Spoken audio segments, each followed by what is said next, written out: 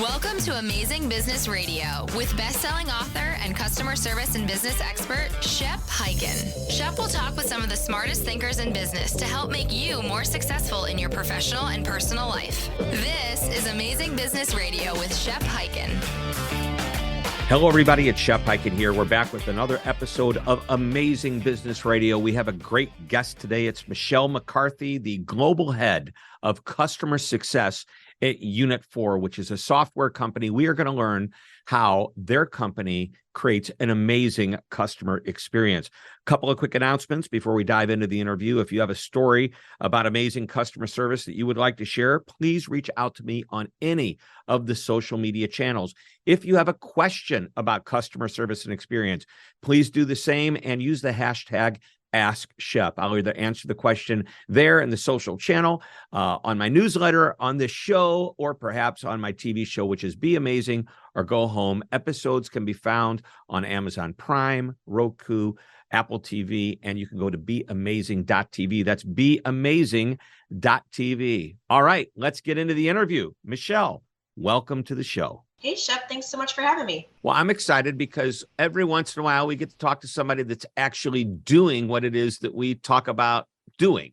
And we get a lot of executives like yourself on the show, but we get a lot of authors and thought leaders. And I love getting the people that are in the trenches doing it day in and day out. I just want to give everybody a quick little summary of what Unit 4 is about. You're a software company.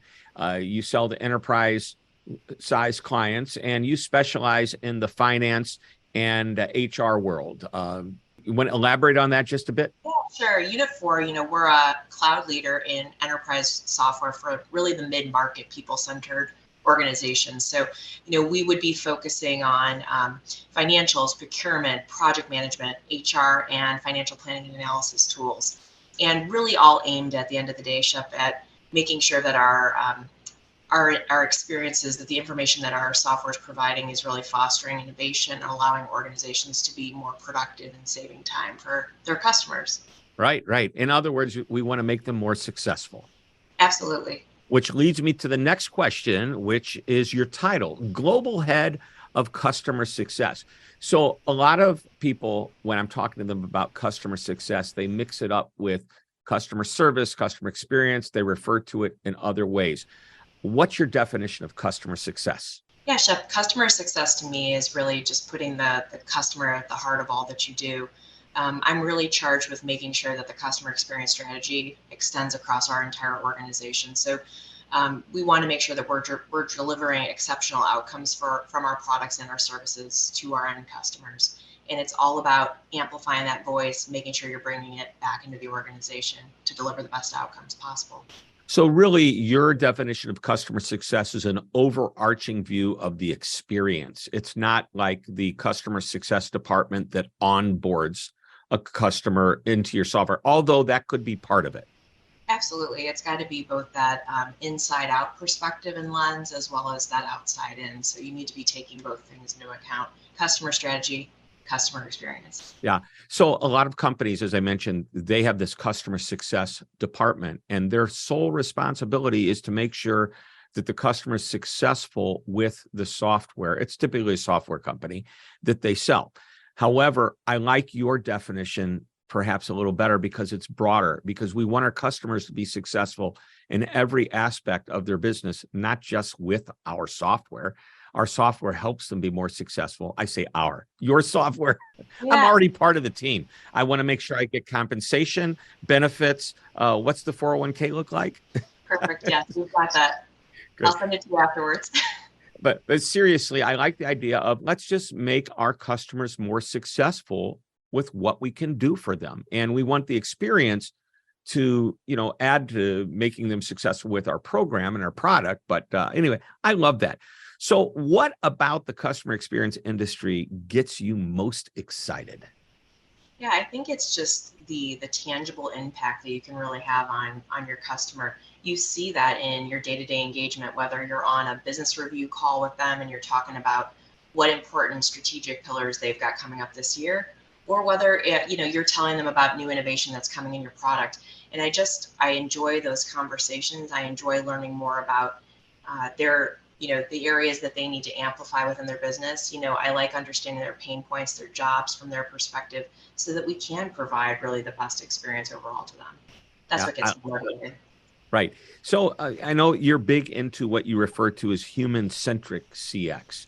So I'm going to veer off of, everybody knows who's been watching or listening to the show that I get a set of talking points. Sometimes I'm even lucky and get a bunch of questions from our guests, which you've provided both talking points and guests.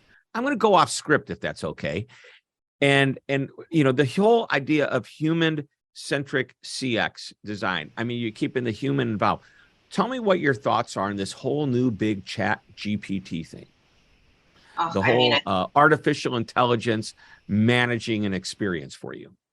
I was actually just having a conversation about this earlier today about how amazing it would be as we're looking really to be able to scale a lot of the aspects of customer success management. We have a very traditional model in terms of the way we work with our customers, right? So there's a portion of customers that have a CSM or a customer success manager that's assigned to their business, works with them day in and day out. And then we have other customers that are more on kind of an automated digital type of experience, right? Where we're really scaling kind of that long tail, if you will. I think, wouldn't it be amazing if success plans, which are what we use with our customers to truly understand their goals and objectives and their key performance indicators, and really know if we are hitting on their key milestones of their programming, what if you could automate that? What if you could automate that in a way that it's still truly valuable to them through chat GPT functionality, and actually be able to deliver on those success plans in an automated way that still feels truly personalized?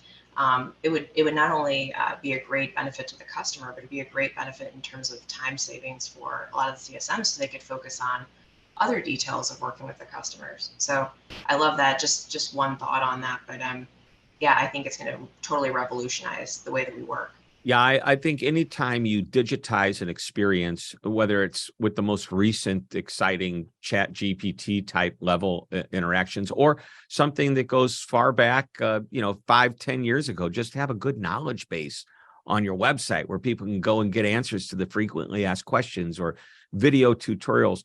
I've got my new stats and facts that are coming out in my 2023 State of Customer Service and Experience report. But last year, 71% of customers said they'd be willing to go digital if it's easy to use, it's frictionless, it's intuitive.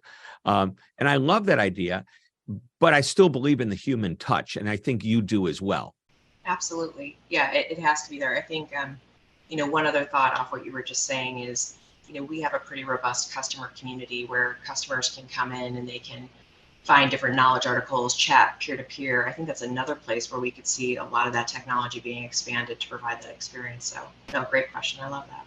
Yeah. So, and just staying with the topic for a moment, because it is like the hottest thing. I don't think I every day I read 20 plus articles that I have all these little Google alerts that bring up all these articles, and so many of them are focused on this.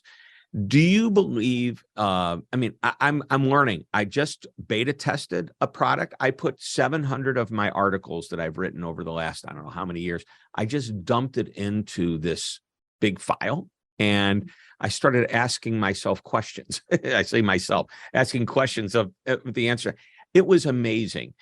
Do you feel, there's room for both digital and human, but do you think this is going to cause a loss in the contact center for jobs? Do you think it's, I'm asking you as an executive, put your long range thinking hat on, what's the future look like for the contact center? That's a good question. I don't think it's going to ever fully replace the human piece. I think we've got to have that, but I think what it can do is start to shift the types of activities that the humans can focus on in a much more editorial way, right, to elevate it. It's going to help just allow them to have more time, and I think be more productive in other areas where they can continue to increase that experience. So, yep. My standard line is video didn't kill the radio star. I do not believe that digital experiences are going to kill the contact center live human-to-human relationships, which is a lot of what you're focused on, which is the whole human-centric CX design. And, let's talk about that when we come back from a break. But right now, we're going to hear about Text Expander, which is our sponsor for this month and next month's Amazing Business Radio. Don't go away. Let's talk about Text Expander, a tool that allows your team to eliminate repetitive typing with just a few keystrokes. Anything you type over and over, such as customer responses, will be at your team's fingertips, so they have the power to do what they do best, just faster. Quickly reply to emails and chats from a library of responses that you create, completing answers to common questions and issues. Your entire team stays on the same page with the same common responses that can be personalized on the fly. And it's simple to use. Type commonly used content into a text expander snippet and give it an abbreviation of just a few letters and symbols. Share the snippet with the team. When you type the abbreviation, it triggers a snippet and the content expands anywhere you type, including email, chat, or social media. It's that easy. Just go to www.textexpander.com to learn more about this amazing and productive tool. Sign up for a year and get 20% off. You're listening to Amazing Business Radio with best-selling author and customer service and business expert, Shep Hyken. We are back on Amazing Business Radio talking with Michelle MacCarthy, the Global Head of Customer Success at Unit 4, giving her take on what's going on in this world of customer service and experience, what success really means. We talked a little bit about ChatGPT. Now, I want to really dive in deeper into the whole concept of the human-centric CX design. I mean, human to human is really important. Understanding people, getting the feedback from people, not just watching numbers and data. Let's talk a little bit about that. Yeah, absolutely. In human-centric CX design, it's really all about companies needing to speak with their customers regularly, which, it's going to go beyond triggering just a survey, kind of a once and done type approach. It's really where, you're not just asking a few surface level questions, but you are looking to deeply understand customer use cases, where they're benefiting from the product and any of the barriers or pain points that they're experiencing. You want to bring all the data analysis together and be able to really have that customer input so that not only are you bringing them into, the feedback loop, but you're also bringing them right into the design process. So I firmly believe that when you bring customers that are engaged in your software, that they're utilizing and adopting it, that they have a willingness and ability to help shape great outcomes for you as a company. And that's really the best recipe for success. So how do you do that? Do you invite them to the office? Do you go out and meet with them? Do you have a conference? What's the way do you get these customers together to get their opinions? Yeah, I think there's a number of different ways that we at Unit 4 apply a human-centric design process and research methodology. So, really we've got customer advisory boards. So in North America in particular, we have some customer advisory boards stood up across all different industries where we're garnering feedback from customers. We also have some user groups stood up. So you're actually meeting with customers one-on-one and talking with them and understanding, how they're utilizing the software. And you make sure you bring key stakeholders into those meetings across the organization. So product, R&D, customer success, of course, to facilitate those conversations. We do also do a lot of surveying. So, surveying that might happen either post-implementation of the software. So right after they've implemented it, they've gotten, up to speed, and now they're going to have that quick time to value, hopefully. And also kind of all throughout their journey, we do different surveys. Can I talk to you a little bit about surveys? I know that's not on the list of things for us to talk about, but what's in your eyes or mind the perfect survey? And how long should it be? How many questions? When's the right time to send it out? I just did part of my research this year. We did a whole section on surveys. Yeah. Now they're more consumer focused and you're B2B, but I think that the numbers, even if they're different, the concept behind why people think the way they are essentially the same. Yeah, I think about myself as a customer, and when I get engaged from a survey perspective, it's usually after I've had some sort of an experience, right? So I've flown, I've just purchased something on Amazon, I've just purchased something at Nordstrom, and they want a review from me. And so, I think about the timeliness of those surveys, and that generally they are easy to take. There are 1 to 2 questions at most, and they're pretty non-invasive. So what we try to do also when we deliver surveys to customers are a quick hit after they've experienced something. So we've closed your support ticket. How was your experience?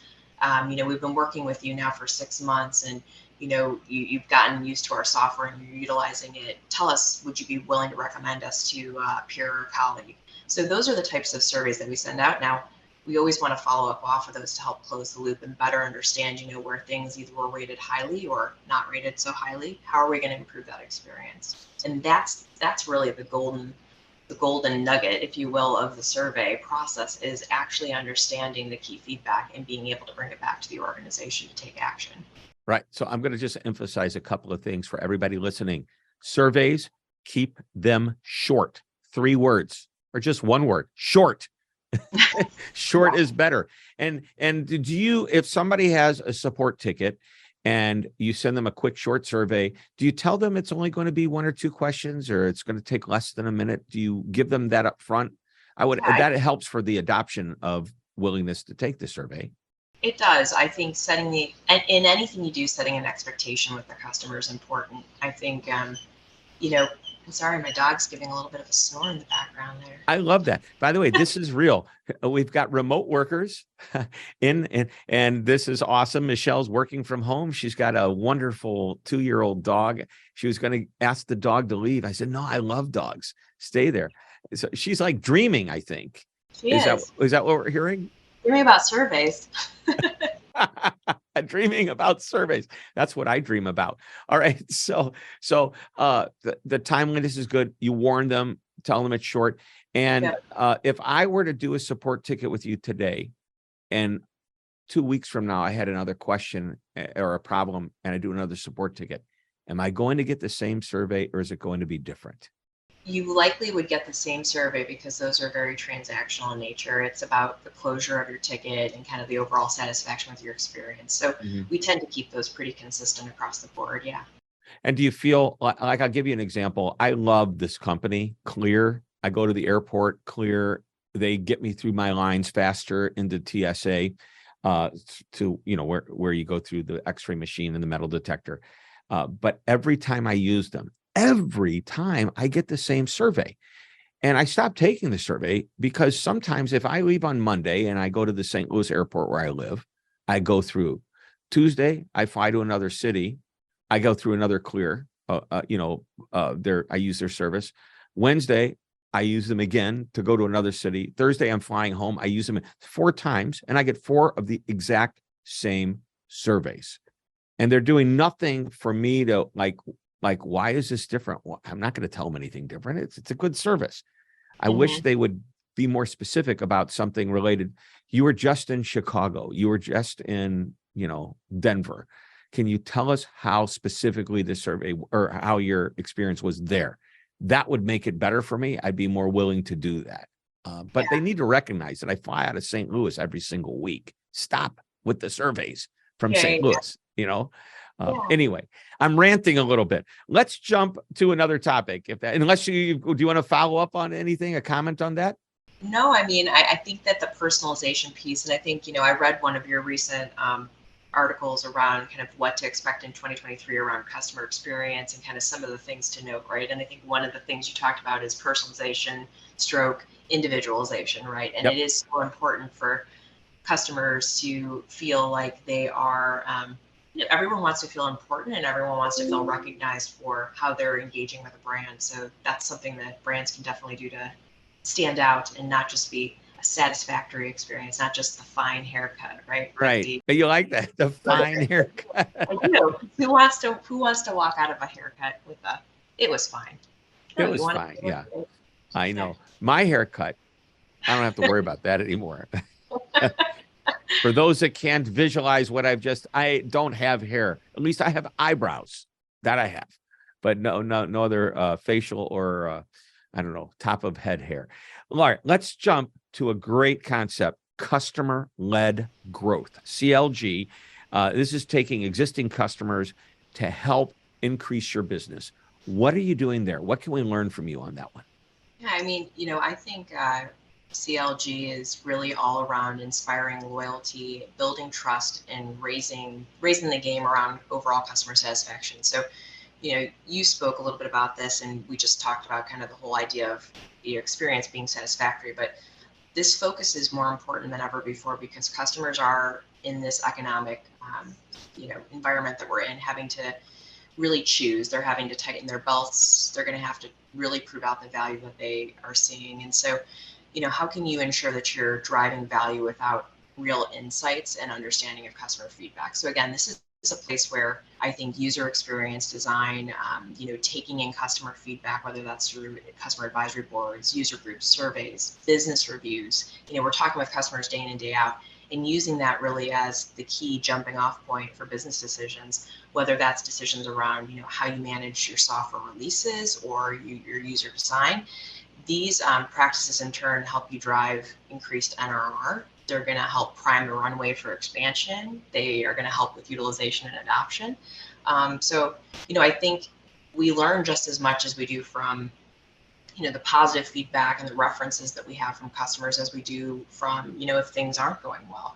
And we have to realize that in this totally digitized world that, the negatives can have a ripple effect impact, right? So that's why it's more important than ever before to just keep customers happy, satisfied, bring them into the tent in terms of helping to inform the decisions you're making as a company, and using them to help lead that growth engine.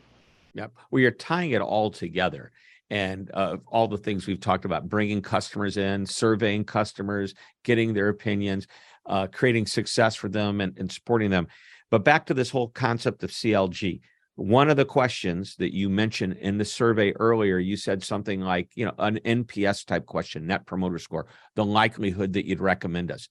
This is where we get into, customer-led growth, when they are fueling your marketing engine by bringing you leads because they love you so much. No, absolutely. And I think you really have to utilize off the back of those types of surveys or the conversations you have in business reviews or going out in person and meeting with a customer, how you then turn that into a reference and how you utilize those references internally. But that feedback that you get through those experiences is absolutely paramount to bring back into the organization.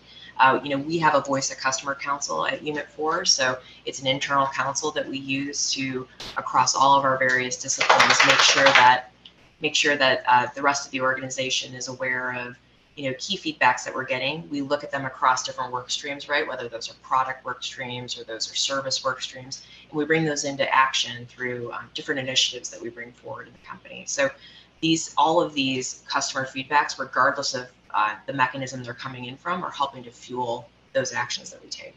Yep. And when you do ask that NPS question on the scale of 0 to 10, or however you want to numerically rate it, what's the likelihood that you recommend it? So I'm going to put my sales hat on for just a moment. If somebody gives you a 9 or a 10, they're a promoter and they're saying they'd recommend you, salespeople, pick up the phone and call the people that gave you the score and say, who are these people you'd recommend us to? Oh, absolutely. Which is great. All right, let's wrap it up with my one thing question. Is there one last nugget of wisdom that you want to share with us today related to anything we've talked about, or maybe it's something outside of what we've talked about? Yeah, I think, well, thank you again so much for having me, Shep. I think we've gotten to cover a wide variety of different areas, but I think the biggest thing I guess I would leave everyone with is customer experience is something that's owned by everyone in the organization. Boom. That's big. That's big. Regardless of role, having a truly customer-centric culture at the core is what's going to help fuel better employee retention. It's going to help fuel better retention with our customers, and making sure that everybody understands what the role they play, and that's key. So I love that. So everybody, if you didn't get it, listen to it again here. Customer experience, it's like not a department. It is the philosophy. It's in the culture. It fuels the employee experience, which is really important. We didn't even talk about that. But what's happening on the inside of an organization is felt on the outside by the customer. This is why we call this Amazing Business Radio. Michelle MacCarthy, Global Head of Customer Success at Unit 4. Thank you so much for being a great guest today. Thank you so much for having me, Shep. Really enjoyed our conversation. It was fun. All right, everybody, that wraps it up. Another episode of Amazing Business Radio. I want to say thank you again to Text Expander, our sponsor. And until next week, this is Shep Hyken reminding you to always be amazing.